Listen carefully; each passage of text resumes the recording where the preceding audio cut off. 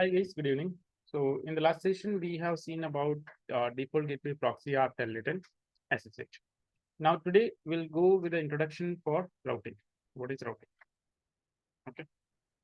So routing is the process of selecting best path. Whenever you want to go from a source to destination, you can have multiple paths. For example, let's say you want to go from NS to your home. How many possible paths are there? There can be multiple paths. Okay. There can be multiple paths. But now which path you're going to select? The shortest. And what if the shortest path is full of uh, mud, like water and everything is there? You will not take it. Your criteria will change. Or what if your shortest path is full of traffic? You will go with the alternate path. Okay. So what is routing? Routing is the process of selecting best path. I'm not saying the shortest path. I'm saying the best path. Okay. The best path for data transmission. And when the data will be transmitted, definitely it will go from a source to destination. Okay. So network routing, it is the process of selecting a path across one or more networks. Okay. And the principle of routing can apply to any type of network, whether it is telephone network or public transportation. Everywhere this routing applies. Let's say from here you want to go to airport, so you don't have a single bus. You have multiple buses, and multiple buses will have different routes, right? So this applies everywhere. In a packet switching networks like internet, routing selects the path for your IP protocol or IP packets to travel from their origin to their destination. Okay. So selecting path for your IP packets, that means any of the packets that is traveling on the internet. So your routing helps to select the best path. Okay. It is going to define the path when the data packets will travel from source to destination.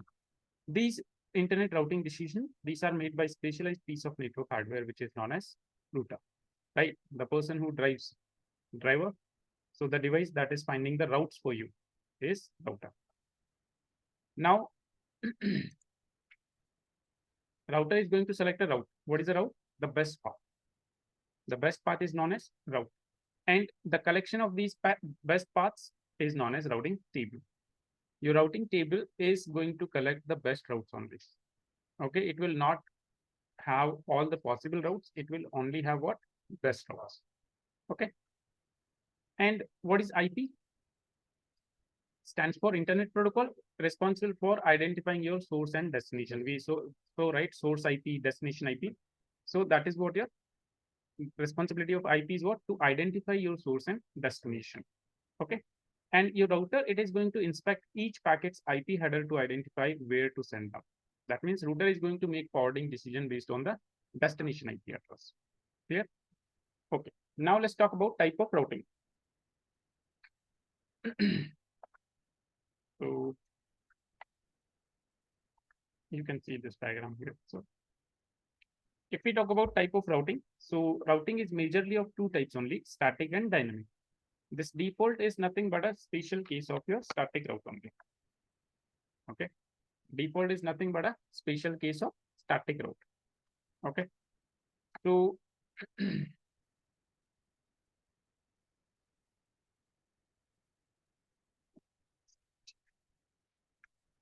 now static route.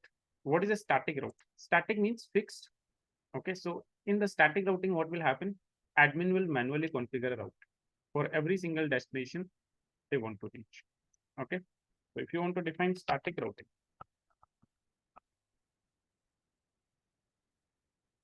you can say in static routing,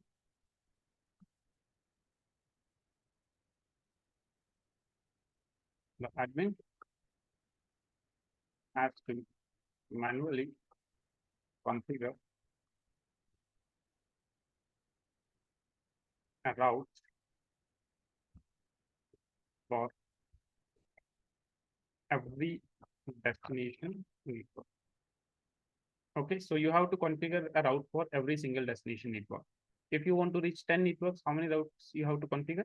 10. Okay, so as many destinations you want to reach, that many routes you will configure.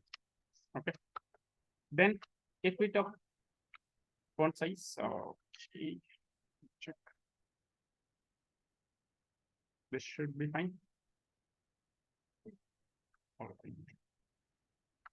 So static routing we can use when the destination networks are known. If you know about the destination network, then you can use the static routing. Okay.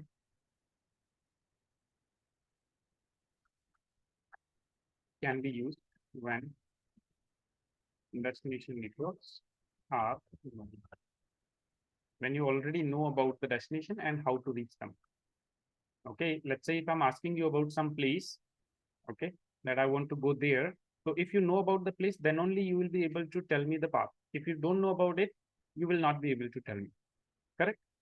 So this is what your static routing is, that you have to know about the destination. Then only you can use static route. Otherwise, you cannot use static route. Okay. Then second one is what? Default. So default is nothing but a special case of your static route only. So here also we will configure manually. The route will be configured manually. But the thing is that rather than configuring a route for every single destination, I will configure one route for all the destination. One route for all the destination. For example, in your PCs, you use default gateway. What is the default gateway? That doesn't matter which network you want to go, you will forward all your traffic to the router. Same way in your router, we can use a default gateway and router will say, I don't care which network you want to go. I will forward my all the traffic to the service provider on the internet side. Then what will happen? That will be what? Default route. So rather than configuring one route for each destination, we configure one route for all the destination. Is that clear? So that means what? Here you can configure default routing when your destination networks are unknown. When you don't know about the destination, I don't want to know about the destination. I don't want to know how to reach them.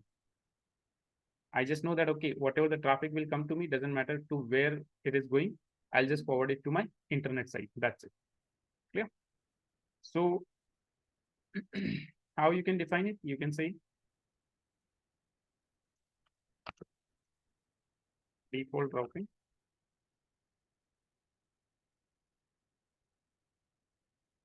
And the admin has to manually configure one route for all destination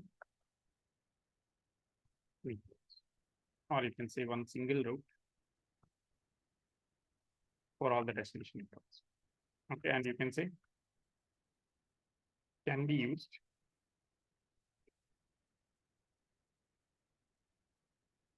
when the destination networks are unknown.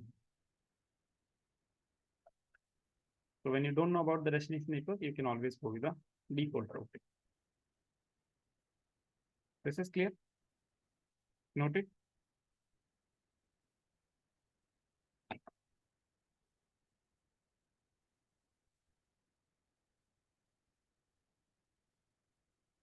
Next is what? Dynamic routing.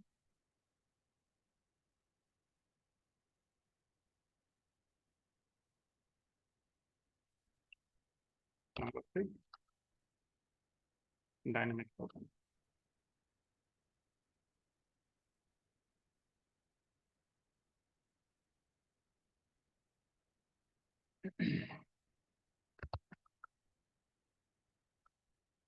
In dynamic routing,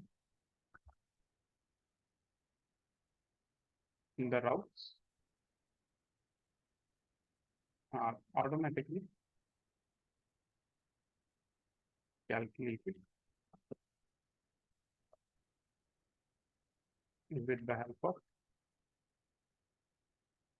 dynamic routing protocols. Router will use some dynamic routing protocols like your RIP, IGRP, OSPF, ISIS, all are these what? Dynamic routing protocols. So with the help of these protocols, router will automatically find out what are the destination networks and how to reach them. We don't have to provide any information about the destination. Okay, that is your dynamic routing. Okay, again, you can use dynamic routing when the destination networks are unknown. Okay, can be used when the destination networks are unknown. Okay, so you don't have to know about the destination for using dynamic routing. Clear?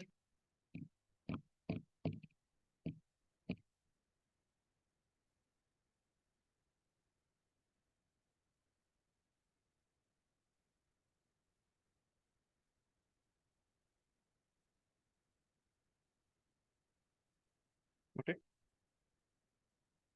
Now, your dynamic routing is further divided into two categories, IGP and EGP. Your IGP stands for Interior Gateway Protocol.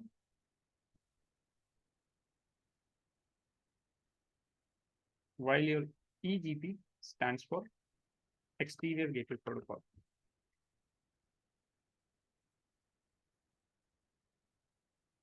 Okay. Now, what is the difference between Interior Gateway Protocol and Exterior Gateway Protocol? So your IGPs, they provide communication within an autonomous system. Okay, and these provide communication within an autonomous system.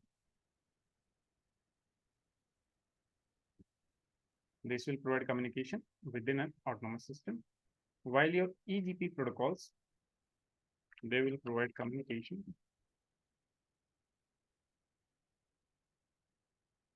between different autonomous systems.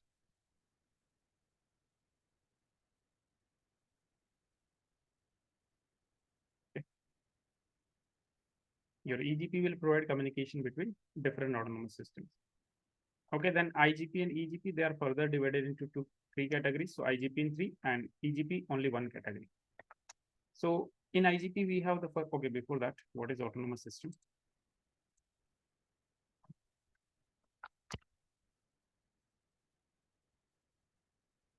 Or in short, we call it as a AS. One moment, please.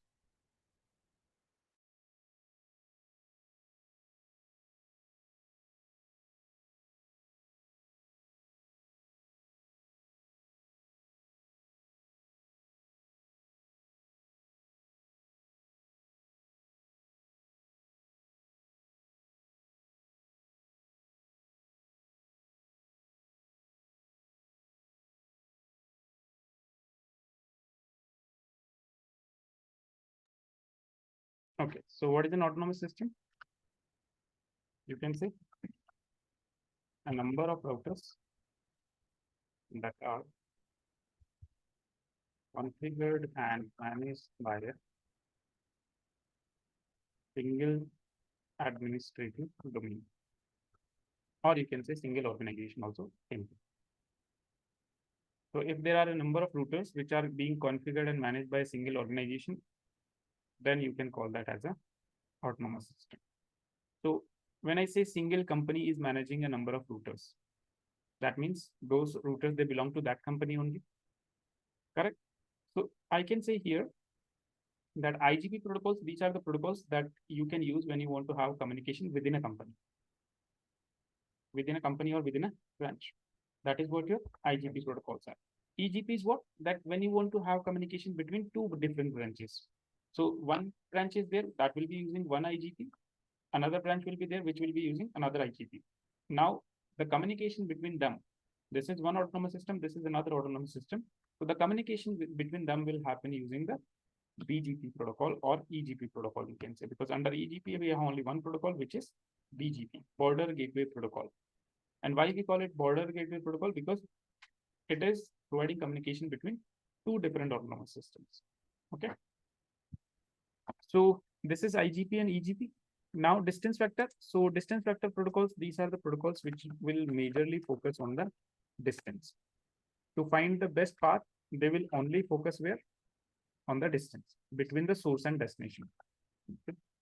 Distance between source and destination.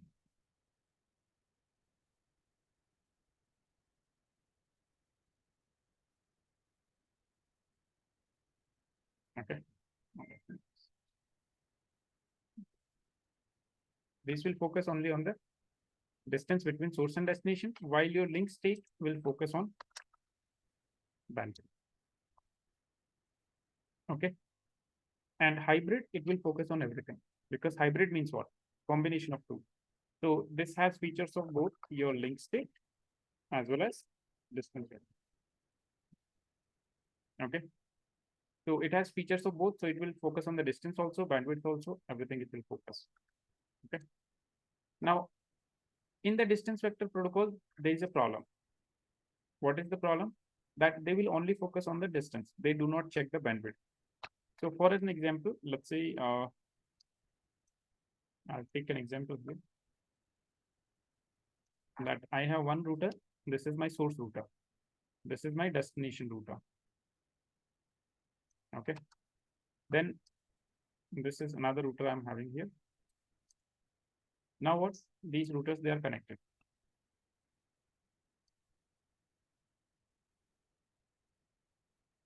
Like this. Okay.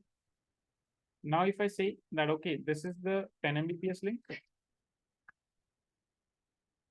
This is a 10 Mbps link and this link is 100 Mbps. This link here is 100 Mbps.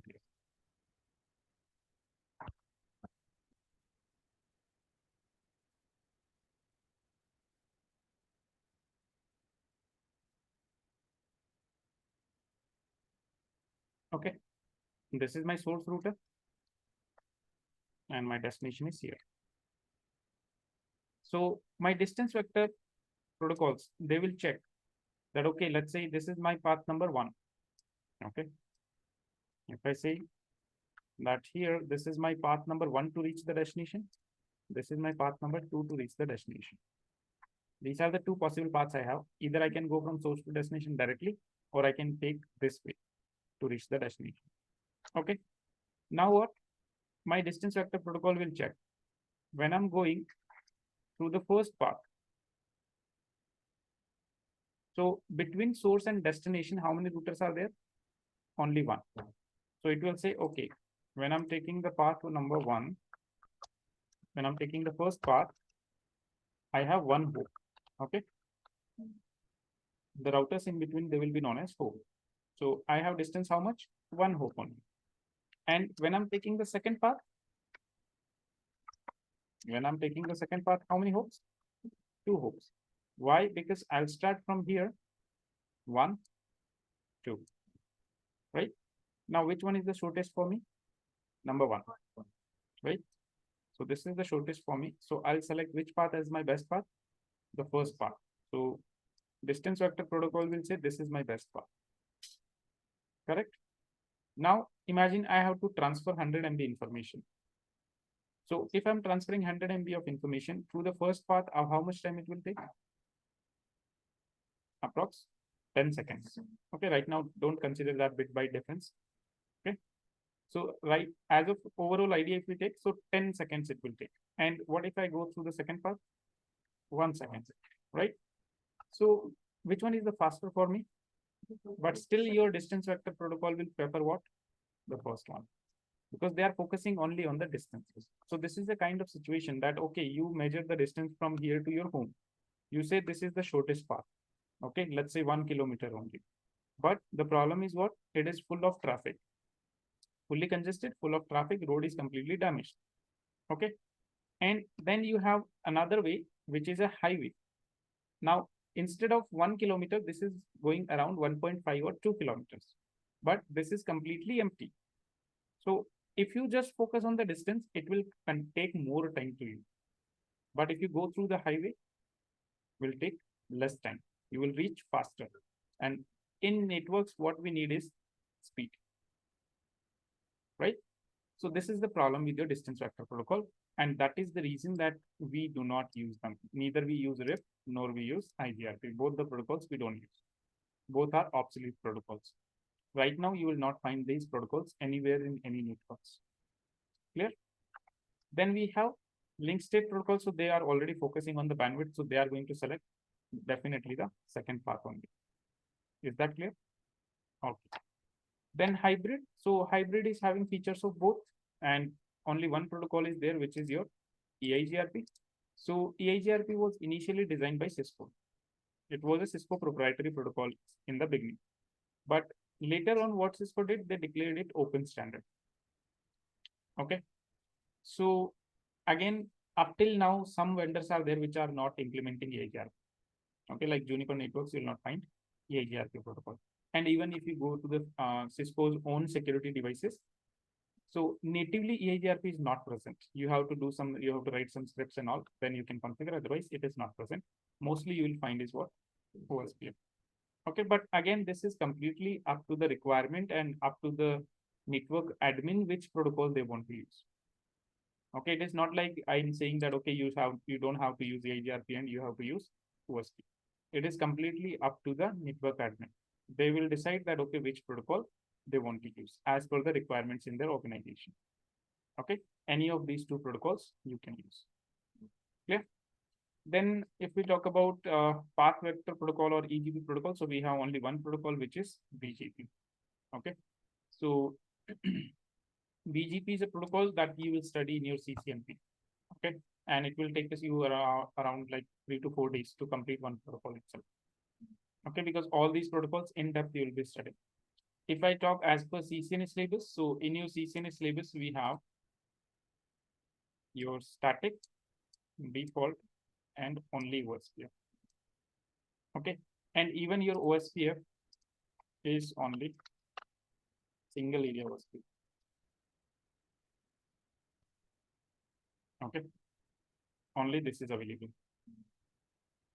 But if I will tell you only OSPF, you might not be able to relate that, okay, what is the difference between distance vector link state and hybrid. So what I'll do is I'll take you through WEP also and small introduction to EIGRP. So that will help you understand the dynamic routing better. Okay, so that when you go to the CCNP, there you will not find that, okay, this is completely something new. Is that clear? Okay. So I'll be covering static, default, with OSPF and EIGRP. Yeah, this you will come again. This thing is ISIS will be in your CCIE enterprise. Okay. BGP will be there in your CCNP. Okay. ISIS will be there in your CCIE, not even NP. Okay. This is clear about the protocols. Okay. Now, sometimes what happens that network admins, they are too excited to configure whatever the technologies they learn. So what will happen? They will configure everything. Let's say I have one network, and in that network, I have configured RIP also, OSPF also, EIGRP also, static, default, everything I configured. Whatever I knew, I configured. Now what will happen? Router will get confused. Why? Because RIP will say this is my best path. OSPF will say this is my best path. EIGRP will say this is my best path. In the static, you have already configured a best path, right? So router will get confused that, okay, now what to do? Kind of situation when we clear our secondary board exams, and after that we have to select arts, science, or commerce, right? Something we have to select. Now everybody will tell us according to their knowledge that you prepare, you take arts and you prepare for government exams. You take science and you will become engineer or doctor. You take commerce and you will become CA and you will have a good amount of money, good life, right?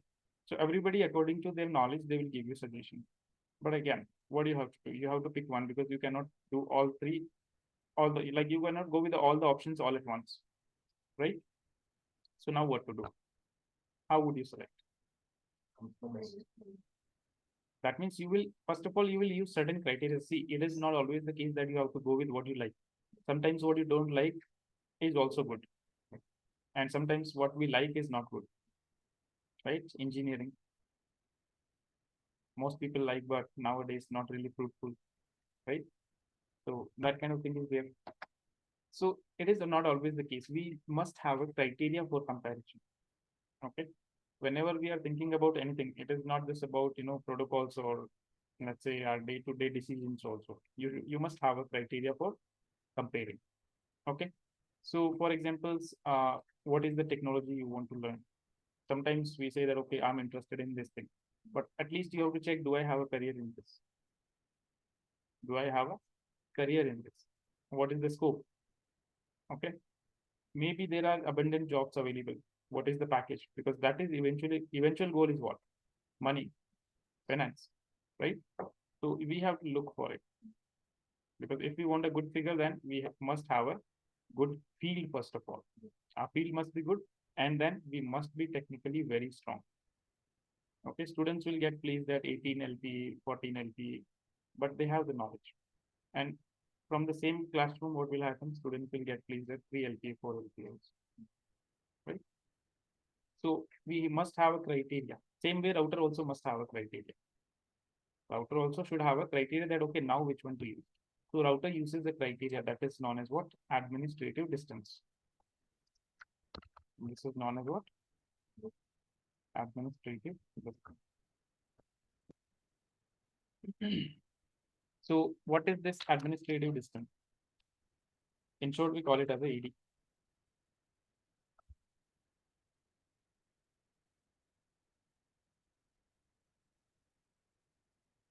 So this administrative distance, basically, this is a numerical value. It is a numeric value between 0 and 255 that is assigned to all the protocols. Okay. 0 is the most trusted. Okay. And 255 is the least trusted. Okay. And router will prefer a route with the least AD value.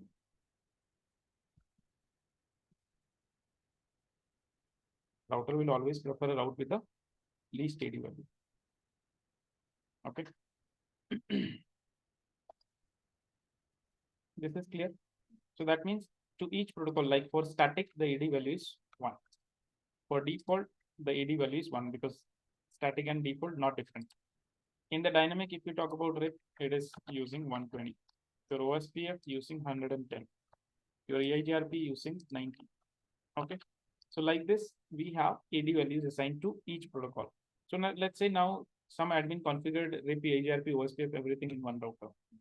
So router has to select. So router will see, okay, RIP is using 120, OSPF 110, EIGRP 90. So that means which one I have to select? EIGRP. So out of all these protocols, router will prefer IGR or EIGRP routes. Okay, it will not prefer RIP and OSPF routes. Is that clear? So that means in the routing table, what will be available? Only EIGRP. Why? Because only your best routes are available in the routing table. Other routes are not available. Clear? So you can note it down. AD values here it is. Okay, that for directly connected, it is 0. For static, 1. For external BC, in BGP and EIGRP, we have external and internal concept. Okay, because BGP is a protocol that will provide communication between different AS. Okay, so the different AS will have 20, and if it is from the same AS, then it will use 200. Same way EIGRP, if it is internal, 90. If it is external, that means routes are coming from other protocol or other autonomous system, then it will use 170. And then you have 90, sorry, 110, 120, and 255 for unknown. So if a route has 255 AD value, that route will never be installed in your routing table. Is that clear? Router will always prefer the least AD value. So this thing you can note down.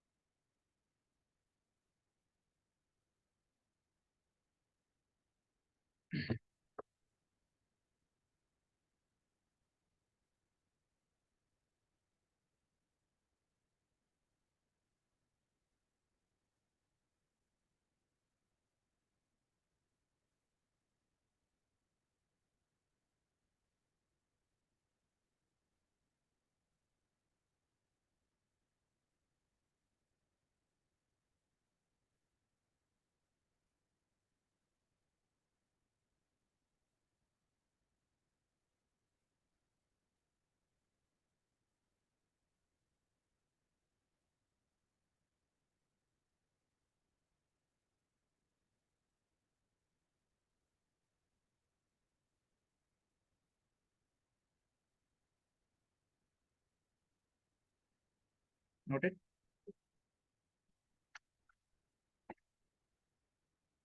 Now, one more thing we have to understand here about the loopback interface. Okay. So first thing, do not get confused between loopback interface and loopback address. Both are totally unrelated. You don't have to get confused. Loopback address and loopback interface, both the technologies are completely unrelated. Okay, so do not try to mix them. Now, loopback addresses, when we studied, I said that they are used for testing. And why do you use them? To check whether the NIC is working properly or not. That was it. Okay, we do not assign them, and we try to assign them, and our system is not accepting it. Loopback interface is what? So loopback interface is a logical interface on a router. Okay, loopback interface is what? It is a logical interface on a router. So it has certain uses. Sometimes it is used in the OSPF protocol to determine the router ID. It is used in the EIGRP also. It is used in the BGP also. And sometimes we use this to test our configuration. Let's say, for example, here you see a rack. In the rack, multiple devices are connected. Okay. So now what will happen if you want to do the configurations? Let's say you want to do the routing configuration. So how will you check it? Because to check the routing configuration, you need 2 networks, 3 networks, 4 networks, like that. Okay. And if you use multiple networks, then to have connectivity with all those networks, you need to connect devices also. You need to connect devices also. That means PCs you need to connect, switches you need to connect, all these things you need to do. So everywhere I cannot go and connect the PCs. So what I'll do, I'll use this logical interfaces. Okay. See, what will be one network scenario that I can use 2 routers.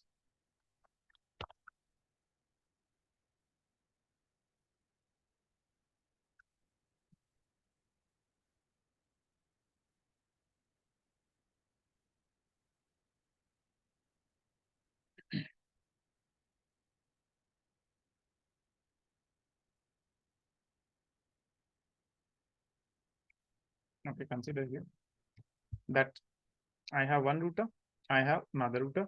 These are the 2 routers and they are connected. Now this is same thing that you have a rack, and in the rack you have one router R1 and you have another router R2, and they are connected.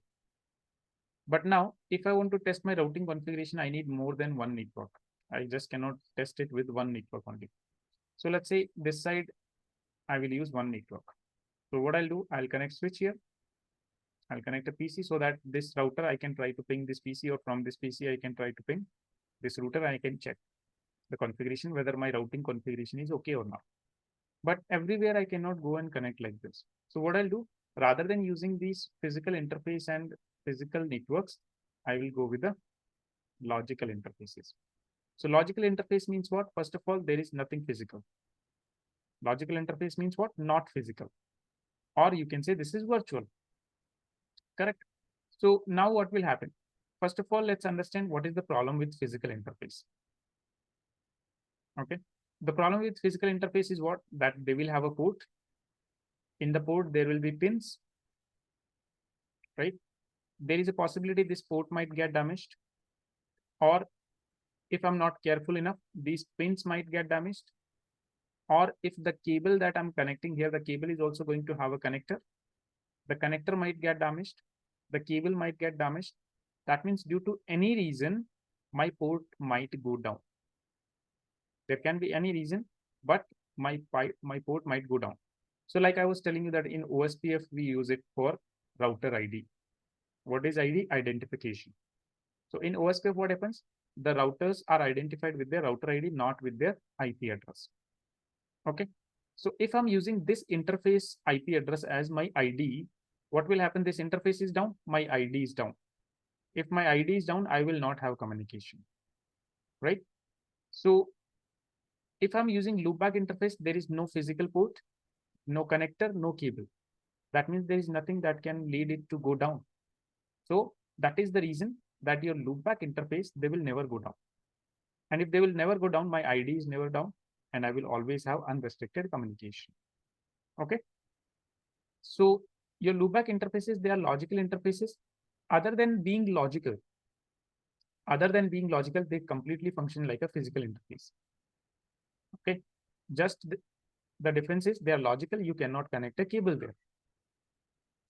Rest of everything is same. They will be a separate broadcast domain. You can assign IP address like a physical interface only, and they will work like a physical interface, but they are not physical. Only difference. Is that clear? Now, let me show you how to create these loopback interfaces on a router, how you will create the loopback interfaces.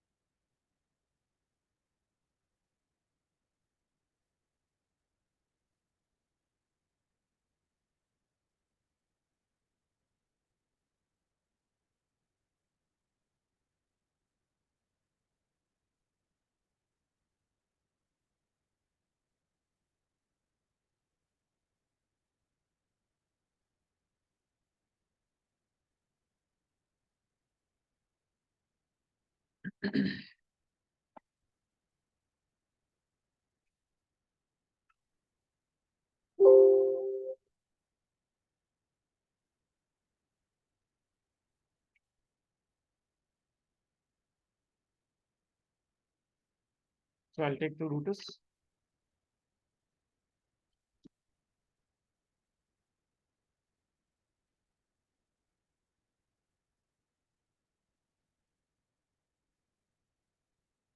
One cable I'll connect to connect them.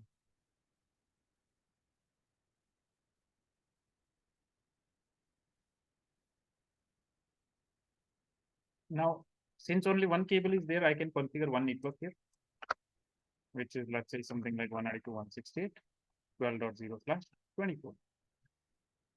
Okay. And let's say here in normal scenarios, I would connect what? I would connect a cable and switch and all, but I will not connect right now. I'll say that I will use 4 loopback interfaces. You can have, thousands and millions of loopback interface on one switch, one router, sorry. So let's say I want to use 10.112/24. This is first loopback. Then I want to have 20.112/24, second loopback, 30.112/24, third loopback, 40.112/24, 51.112/24. Okay, so let's say 5 loopback interfaces I'll be using here. Okay, and this is my router R2.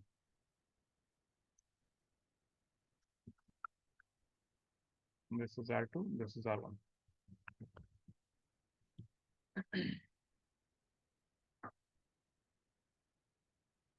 Now what here I'll be using the IP address, let's say 192.168.12.1. And here I'll be using the IP address 192.168.12.2. Okay, let's go and do the configuration. Notepad method I have shown you. No? How to do the configuration using Notepad? No? Seriously? You can write down the configurations in Notepad. Haven't shown? Okay. So many batches are going on. Very confusing. Okay. See, so far we have been doing the configuration within the device itself. Okay. Now let's say, for example, I'm doing the configuration for R1. Okay. Now what was the first command I would give? Enable command to go from the user execution mode to privilege mode. And I can use abbreviation also. Okay. Then I would say, right? Then I would change the host name R1. Then I would say interface gig 0/0, IP address. Sorry. Yes. 192.168.12.1, 255.255.255.0. And I would give no shutdown command. This is it. My configuration is done. Now, normally, if I'm doing the configuration within the device, I would do the configuration in R1. Same comments I would type in the R2 also. But when I'm having the Notepad, copy, and then I can see how much time it will save me. And first benefit of using Notepad, it will save you time. Second benefit, you can save this Notepad file with your lab name. You can save this Notepad file with your lab name so that later on, if you want to refer to the lab, You can see when you're doing the configuration if something went wrong. That is the benefit. Okay. Now see, this much configuration is done. That means this interface configuration is done. I didn't have to do very much, changes. I'll just copy this. Go to the R1, CLI. No. Here you see configuration done. Easier method. Okay. Same way. Go to R2. Copy.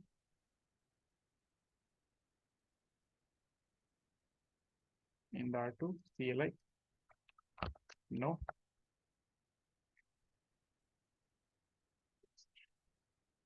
Done. All right. Now on R1, I have set an IP address. On R2 also I have set an IP address, but I haven't configured these loopback interfaces yet. See, how do you configure a loopback interface? If I have to work on a physical interface, how I'll give the command? I would give the command interface, and then let's say gig0/0, gig0/1, whatever the interface I'm working. Right now, what I want to create loopback. Okay. But before that, let me show you to show IP interface. Brief to check the IP configuration. Do you see any loopback interface right now? Only gigabit Ethernet interfaces are there, right? So now let's create. I'll say interface loopback, and you see how many interfaces I can create from 0 to this big number. Okay, so you can randomly select anything. I will go with 1, 2, 3 like that. So let's say I'll say interface loopback 1. This is one way of defining. And like I said, we can use abbreviations, short forms, interface loopback 1. Interface L1, L2, L3, like that you can use. Okay. Now what? See, as soon as I didn't give the no shutdown command, but still my interface automatically came up. Because this is a virtual interface, this will never go down until or unless you manually give the shutdown command. Okay. Now I need to set IP address. So same like other interfaces, I can say IP address, and let's say what is the IP address I was about to set? 10.112/24. Same like this, no difference. Then I can go and say no set is not required here. This is logical interface. 20 loopback 3. In the loopback 3, this will be 30. Loopback 4. So loopback 4 will be 40. Loopback 5. And this will be 50. Done. Let's check. Do show IP interface 3. You can see my loopback 1 to 5. They are there. Right? And all the IP addresses are set and all the interfaces are up. Now, let's say if I try to communicate from R1 to these loopbacks, I'll not be able to communicate. Why? R1 can only communicate with the routes R1 can only communicate with the networks for which it has a route in the routing table. So first of all, we need to check the routing table. What is the routing? How can you check the routing table? The command is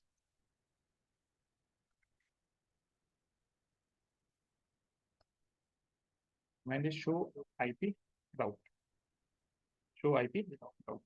If I check this, I have a route with the C code. I have a route with the L code. C means directly connected. So with this R1, you can see only one network is connected. I have configured only one network on R1. So which network it is? 12.0/24. So you can see 12.0/24. Then we have the L code. So L is what? It is telling you about local IP address. That from this network, what is the local IP address I have configured? I have configured 12.1. Clear? Okay. Do I have a route for 10, 20, 30, 40, 50 here? No. So that means I can reach 12.0 network. So I can communicate from 12.1 and 12.2, but I cannot go beyond this, right? So if I say ping 192.168.12.2. I'll be able to communicate here. See, my success rate 80% and now it is 100%. Is that clear? But if I try to communicate, let's say if I say ping 10112, I'll not be able to communicate. Why? Because in my routing table, route is not there, right? And we said that, okay, for each destination, we must have a route. Okay. Okay. Now, we need to configure a route. So the first route that we will configure is what? A static route. The first route that we will configure is what? Static route. So static route, you have to manually add routes in the routing table, and AD value also we know that it is 1. With static route, there is a benefit. What is the benefit? Admin will decide that, okay, to which networks router will reach, to which networks router will not reach. So first of all, it adds security. Admin has the control of the network. Okay. Second thing, once admin has defined the path, after that, router will not communicate with each other. Okay, routers will not share this information that, okay, I know how to reach this network, I know how to reach this network. They will just follow what admin has said. Okay. So there will be no routing overhead because there will be no extra packets traveling. So router doesn't have to do any extra process. Whatever the admin said, router will follow it. If it is available, forward it. If it is not available, drop it. That's it. Okay. So no extra communication. So no routing overhead. And if no extra communication, no extra packets will be there.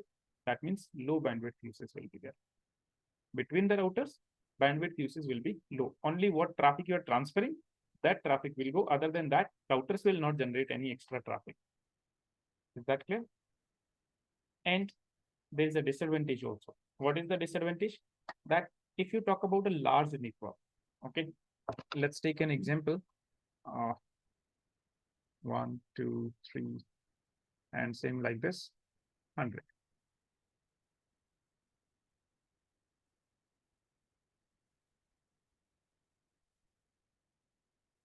Okay, like this 100 routers are there. Now between each router, there is a network. Now, if I talk about R1, R1 will have this information only. R1 will not have any other information. So if R1 has to reach all other networks, so approximately 97 to 98 routes you'll have to configure. This one it already knows. Then it will 1, 2, 3 like that. It will keep on going. So approximately 97 or 98 routes you have to configure. Then on R2, R2 will know about this network and this network. Remaining all the networks you have to configure. That means for a large network, it is a hectic task for the administrator to manually add each route. And imagine this situation in the real time. How? Let's say your home router. Okay. Every day, how many websites you visit? You visit Instagram, Facebook, Twitter. Okay. Guys, one moment.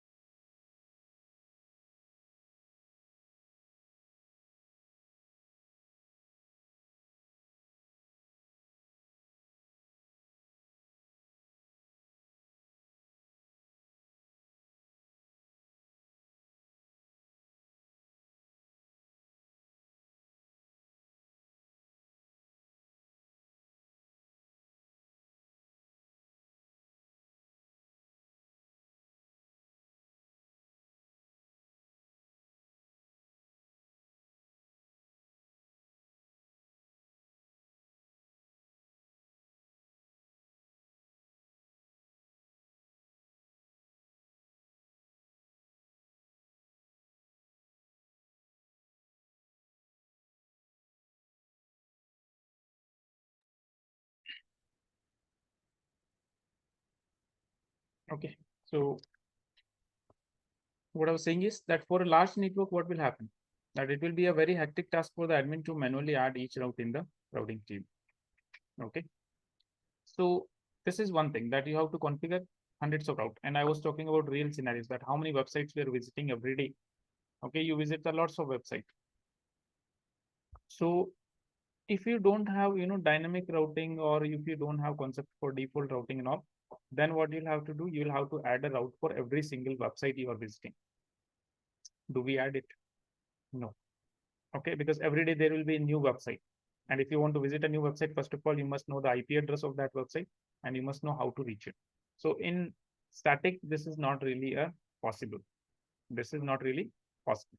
So for a large network, it is a hectic task for the admin to manually add each route for the network in the routing table, right?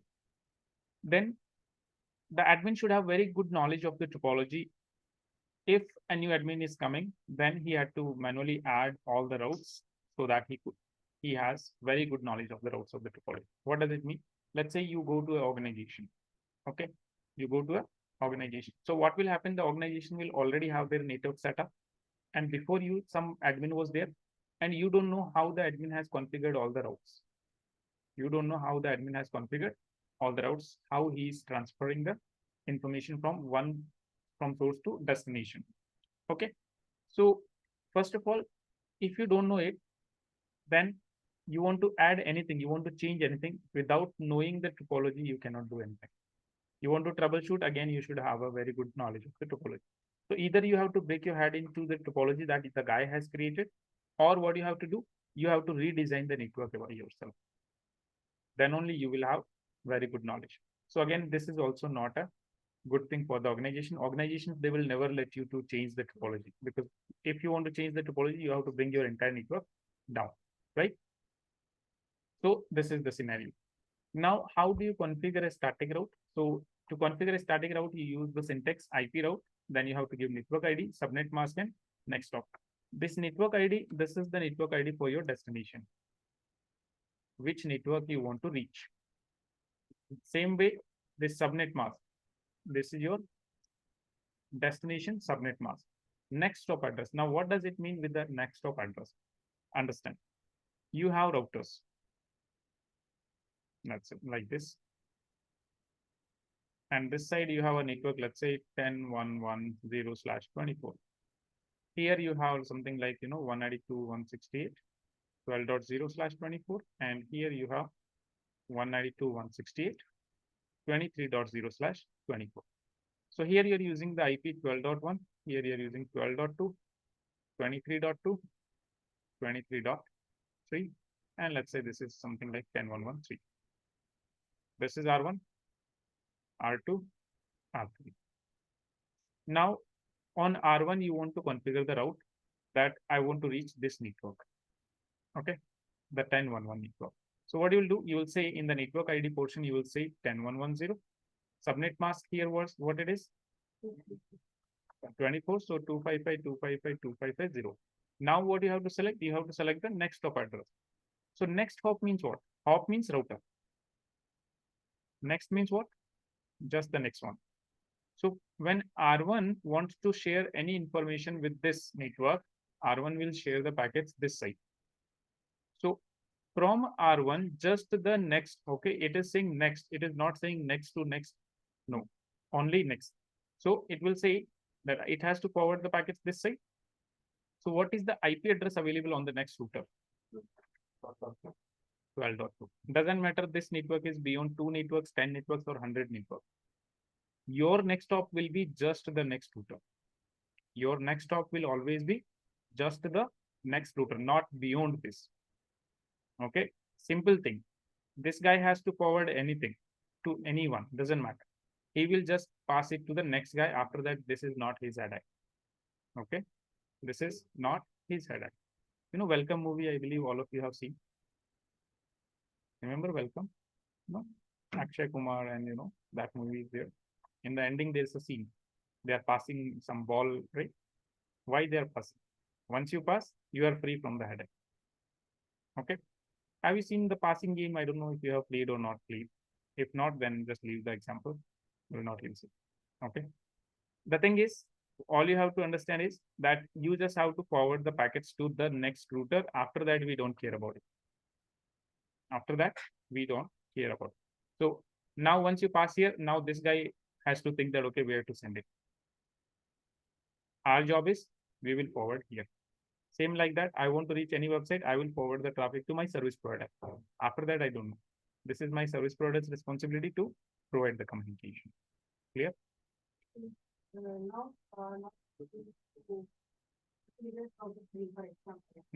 we are using the destination ID for last number. This one, how we have to listen on also.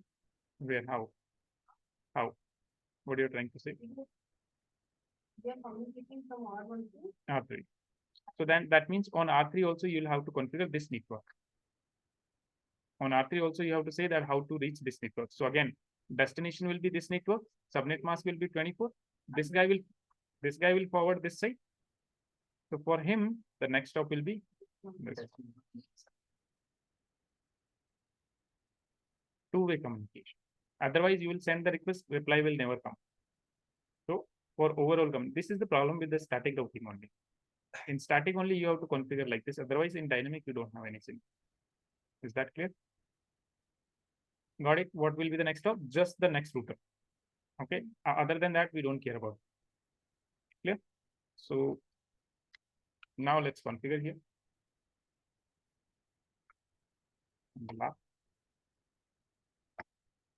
I'll go here.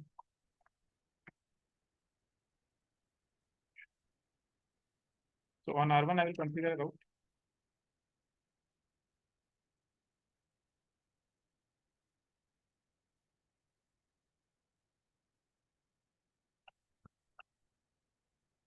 So how I'll configure? I'll say IP route. What is my destination? Where I want to reach? 10.1.1.2. So 10.1.1. What will be the network ID? 0, because you have been given with the IP address and CIDR.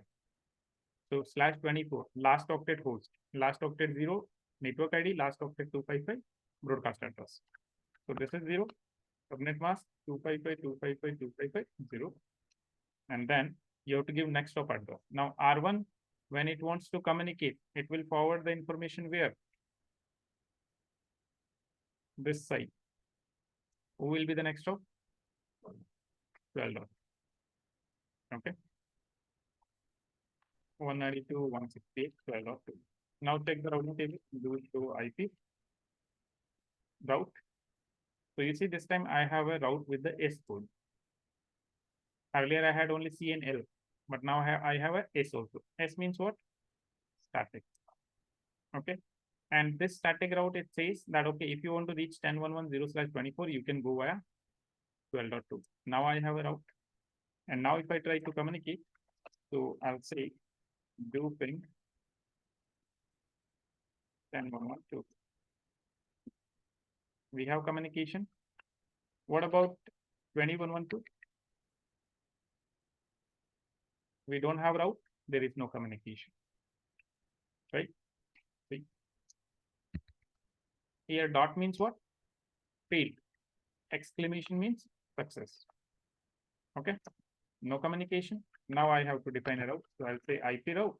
Destination network will be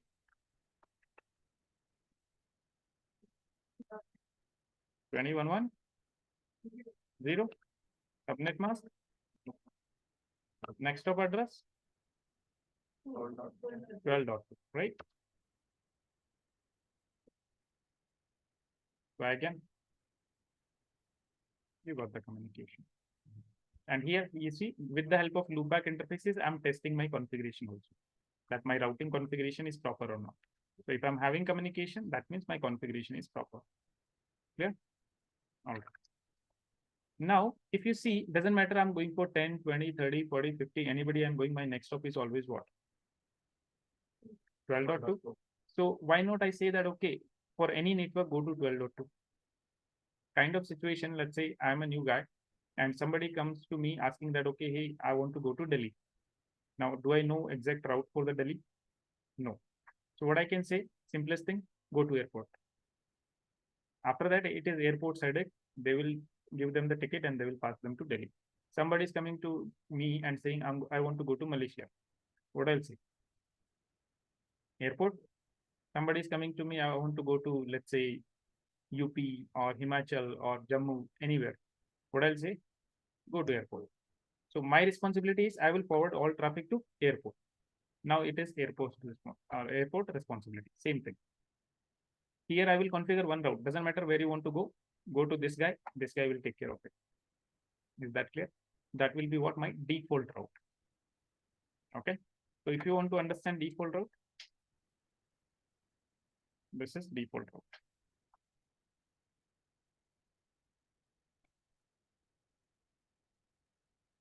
So in this method, this is the method where the router is configured to send all the packets towards a single router. That is your next one.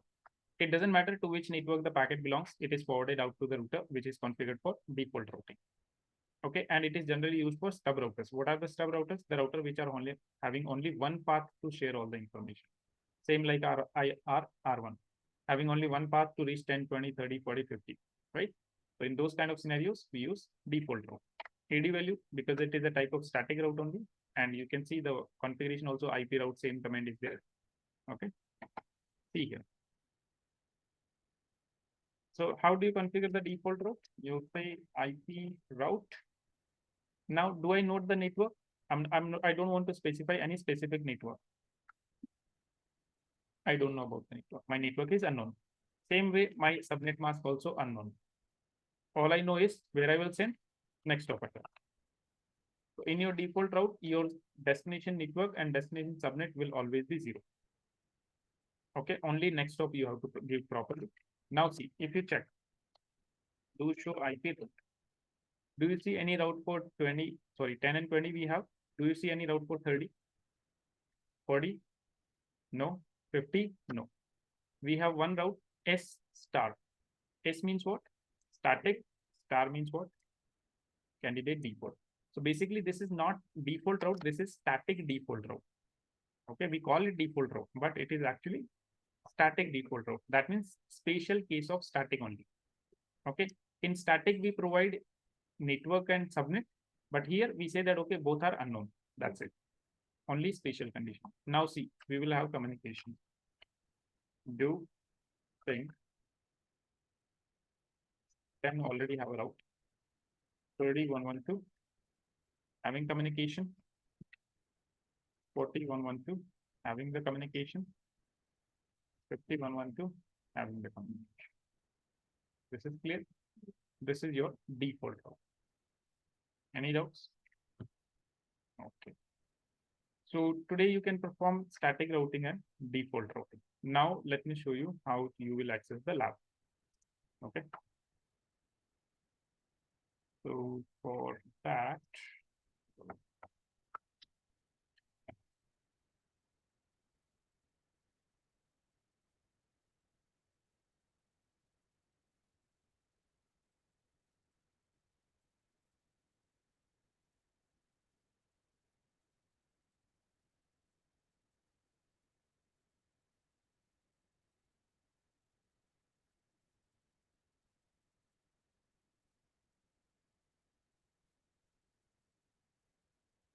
see, this is how your rack looks like. Look here. Okay, this is how your rack looks like, in which multiple devices will be connected. Okay. Now in this rack, what will happen? We will have multiple devices like routers, switches, right? So in the routers, we know there is a console port. Okay, if you know, in the racks, we do have a console port. If you see here, the blue color port, this is what console port. So in this console port, if you want to take an access of the device, we use what? Console cable. Day 2 network components, I have explained this thing, that we can use a console cable, and this is how the console cable looks like. And I believe I have shown you the console cable also, that this console cable will have one RJ45 connector, right? And another one will be RS232 serial connector. So this RJ45 connector, you will connect it where? In the console port. The serial. Now, sometimes this serial you will connect in the PC, but we do not have the serial port. So what we use? We use the converter. And this converter will give us what? USB interface. And this USB, what we will do? We will connect it to our PC. Correct? This is your PC. Let me say.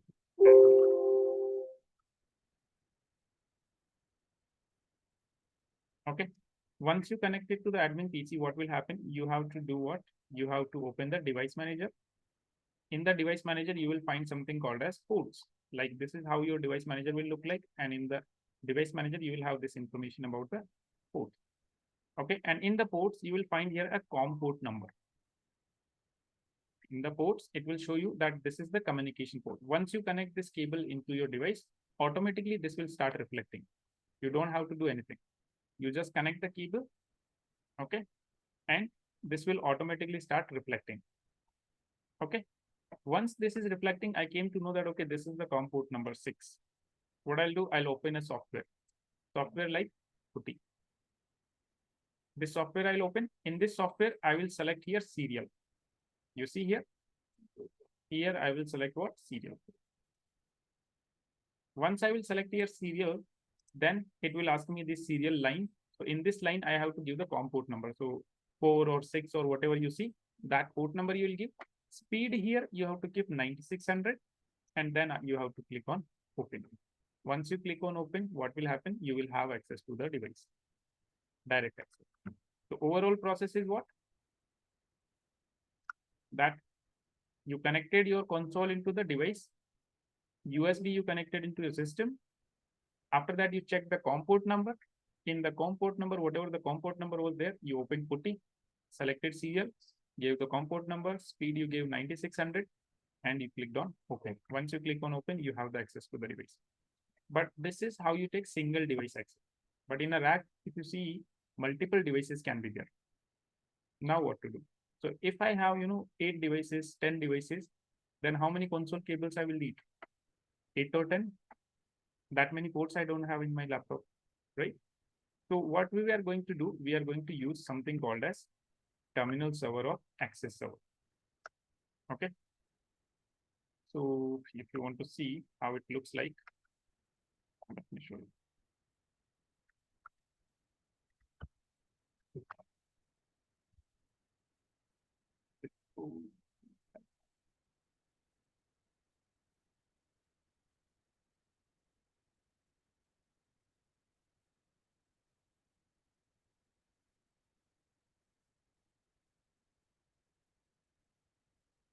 You can check this one.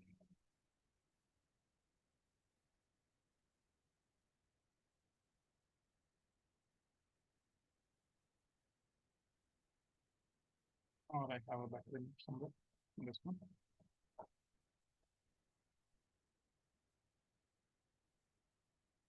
Even if it's not clear.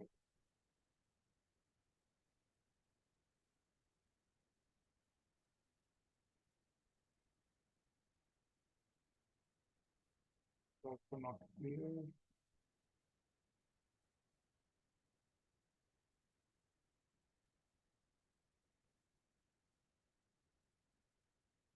Okay.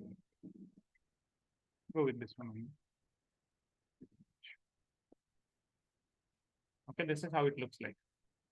So in this terminal server, you'll see this side we have multiple green ports. These are the ports where you'll connect the console cable. Okay, you have multiple devices like R1, R2, R3, R4, S1, S2, S3, S4.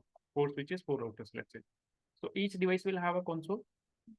Each device will have a console port like this. So we will take different multiple console cables and we will connect all those console cables here in the green ports. Okay. And then in this particular terminal server, we will have its own console port here. Okay. In the green ports, we will connect your devices. And here we get a one console port. In this console port, we will connect the cable. RJ45 connector here. And the other port I will connect into my system.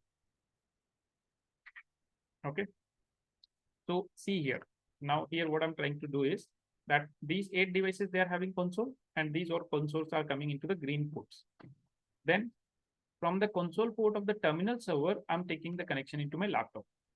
Okay, and then I will follow the same process. I'll open device manager, check the COM port number, open PuTTY, select serial, give the COM port number 9600 and open. So this will give me access to what? My terminal server. Once I have access to my terminal server, using my terminal server, I can access all these devices. Clear? Okay. So there are two ways I can access the terminal server. One is I can have physical access. Second one, I can have remote access. Okay, so physical access, this is using the cable through this port. Okay, but if you see here, I have one more port. This port here, the yellow port. This yellow port is an Ethernet port. Okay, but you know, the connector is something different here. This is known as AUI connector. Okay, so what we'll do here, normally we use in the networks RJ45. So what we'll do, we'll use a AUI to RJ45 converter. So that will give me RJ45. I'll connect a cable there. I'll configure an IP address. Okay. And with the help of that, what I can do, I can connect that AUI cable into my router. Okay. So what will happen? This router will broadcast a Wi-Fi with the name something like rack CCNA CCNP. Okay. Yes, Charmy.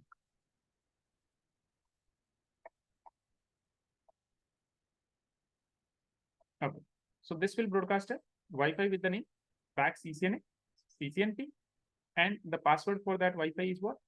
PCI Cisco. So from my laptop, I will connect to this Wi-Fi. As soon as I will connect to this Wi-Fi, I will come in network with the terminal server.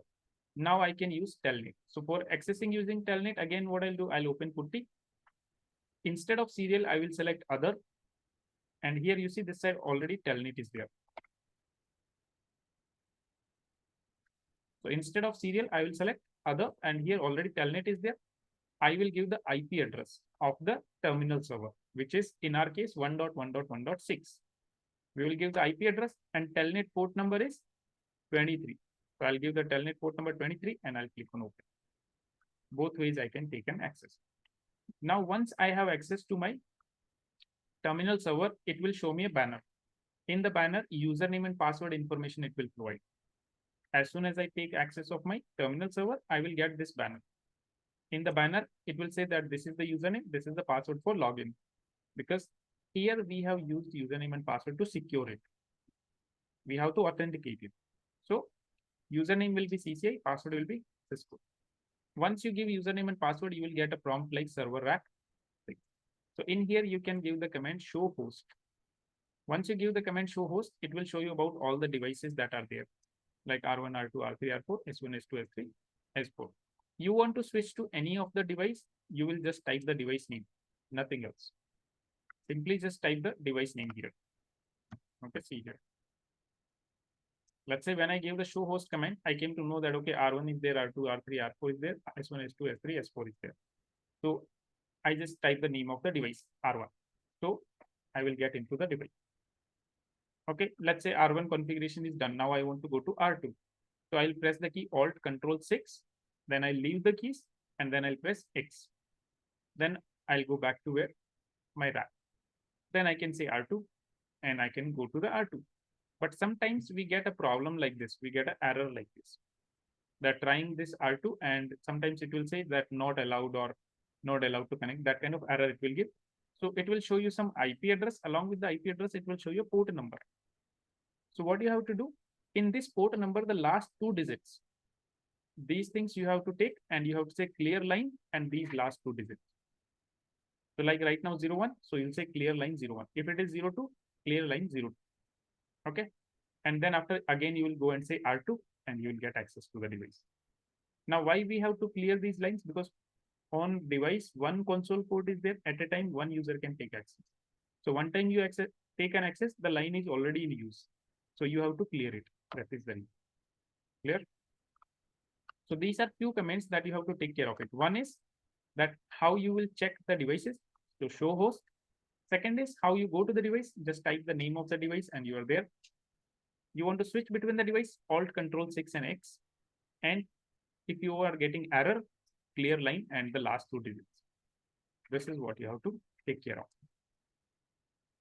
Other than this, everything configuration, commands, whatever we will be using, telnet configuration, SSH configuration, everything will be same. No difference. Clear? Online people, any doubt in this part?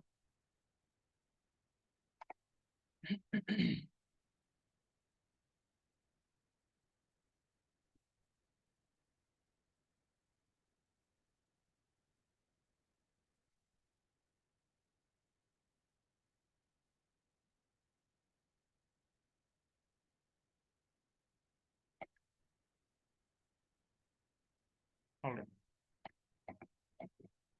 Now, how the physical lab and all is, so I have already uploaded the lab document into your drive.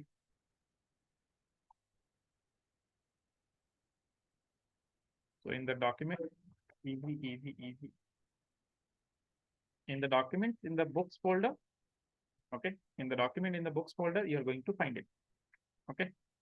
So here you'll find the CCNA lab document and just double click and open it. And this is the lab document. Okay. So in this lab document, first of all, we have shown the physical topology that in our rack, how the devices are connected. Okay. Once you know how the devices are connected in the rack, after that, small topologies like telnet configuration, SSH configuration, you can perform and practice here. Okay. Then R1, R2, R3, R4, these are connected to switch 1, switch 2, switch 3, and switch 4. Okay, how connected, on which port, what device is connected, everything is mentioned here. Okay, so let's say right now I'm performing what routing. So in routing, how I have connected? If you see here, my routing is, I have 2 routers only, R1 and R2. Okay, and R1 interface Z0 by 0, R2 interface Z0 by 2. So how I'll use it? Now here I have R1 and R2. So what I'll be using is R1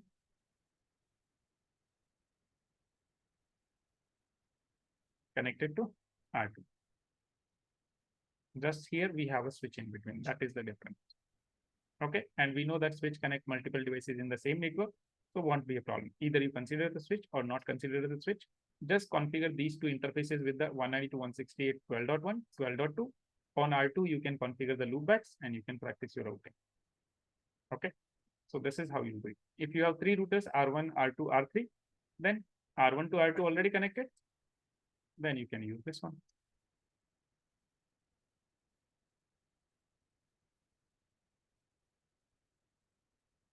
Now R1, R2, R3 got connected. Then you can configure the loopbacks here. And then after you can practice the routing. If you want R4 also, again come this side. Okay. If you want 4 routers to be in series, this is how you can use it. Then on R4, you can configure the loopbacks and you can practice the routing. Clear? So there's a limitation with the physical topology that you cannot change it. In packet tracer, it is up to you how you want to create, how you want to connect. But in physical lab, you will not be able to change it. That is a limitation. See, overall difference between physical and the packet tracer is only this, that you must know how to access the device. After that, configurations and everything is same. The commands and these things, they will not make any difference. Yes, Chaman. Sir, is there any virtual lab available to perform this type of practical? Yes, packet tracer is there, right? In packet Okay. tracer, they are performing virtual labs only. Okay, so Okay, whatever so practices we are doing, it is the virtual lab. okay, before you gave the example of this router, two router example. So is this the one which you are going to perform in the lab today? Yes, exactly. Okay. Okay. So if you want to practice in the packet tracer, you can connect. See, this lab topology, you already have it. Okay, everything along with the port numbers and everything is mentioned. So you can create same topology in the packet tracer, and then you can simulate it. Okay, you can connect 4 routers and just make sure these ports are correct. That's it. Okay. Okay, so you can Thank you. perform. Yeah. Yeah. Thank you. All right. This is clear. So we'll be performing the same thing in the lab. Now let's go to the lab. Okay. So for online people, this is it. You guys can design this lab in the packet tracer and you can perform the practicals. Okay. In this lab document, multiple practicals are given here. Okay. So you can see here like for telnet SSH, for static routing. Okay. OSPF. So as we will discuss the topic, for all the topics, there are different labs available. So you guys can go through these labs. Clear? Sir, Yes. one more question. After the connection and all, what we need to do? We need to ping on Yeah, you can all test the this connectivity. router. Yes, from R1 you can test connectivity with R2. Okay. And then on R2 you can configure telnet SSH and loopbacks, and then you can access using R1. You can configure routes on R1 and you can ping the loopbacks on R2. Okay. Okay. So can you give the example of that? Which one? How to do this telnet and SSH It thing? was yesterday's session, right? We saw how. Yeah, but okay. So in every router, I need to go to the router CLI mode and need to Exactly. do Correct. this Correct. line VTY Yes. thing, right? Yes. Exactly. Okay. Okay. Okay. So the same Yeah. comments. See, command wise there will be no difference. Okay. Okay. It is only the difference how you access it. That's it. Okay. Okay. All right then. I'll see you guys on Monday. Have a great weekend.